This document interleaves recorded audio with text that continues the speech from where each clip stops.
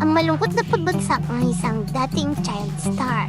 Minsan, hindi sapat ang kasikatan para iligtas ang isang tao sa maling direksyon ng buhay. Ito ang kwento ni John Wayne Sase, isang batang minsang hinangaan sa telebisyon, ngunit kalaunan ay nasangkot sa mga pangyayaring malayo sa mundo na kanyang kinalakihan. Nung bata pa siya, tila maliwanag ang hinaharap ni John Wayne. Nakilala siya bilang child actor, dancer, at noong 2002, nanalo siya ng Best Child Performer sa Metro Manila Film Festival para sa pelikulang Dekada 70. Pagsapit ng 2003, naging member siya ng dance group na anime sa ASAP. Kasama niya sina River Cruz at Rodjun Cruz. Naging bahagi rin siya ng mga programang gaya ng It Might Be You, Spirits, Mahala Mo Kaya, May Bukas Pa, at Forevermore.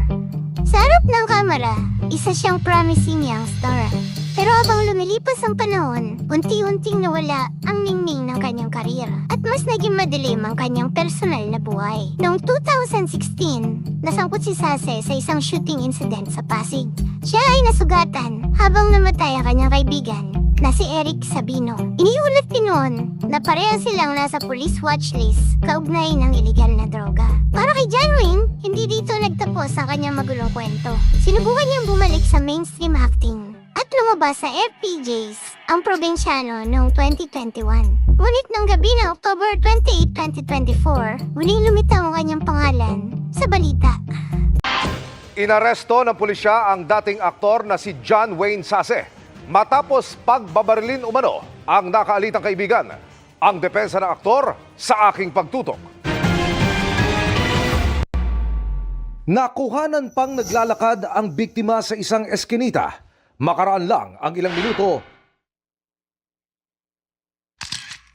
umalingaw-ngaw na ang mga putok ng baril. 4 na tama ng bala ang tinamo ng biktima na namatay agad sa crime scene.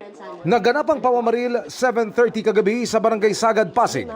Nakita ko yung tao, nakahandusay na, nakadapa na siya. Wala na pong buhay.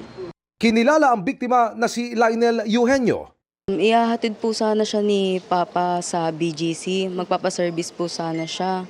Nagulat na lang po ako. Ganun po yung nangyari.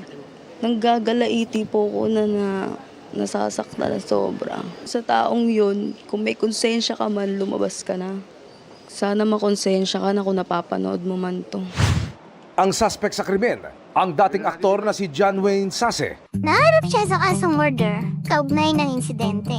Nakakalungkot isipin ang naging takbo ng kanyang buhay. Mula sa isang batang umaakyat sa entablado at tumatanggap ng parangal hanggang sa isang dating artista na muling nakita ng publiko. Ngunit sa pagkakataong ito, siya ay nasa kulungan. Ang kwento ni John Wayne Sase ay hindi lamang kwento ng kasikatan at pagbagsak.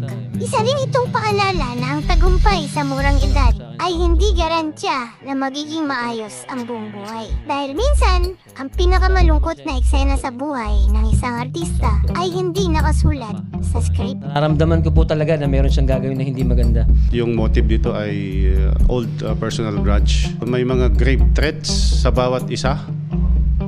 So yun yung lumalabas na motibo.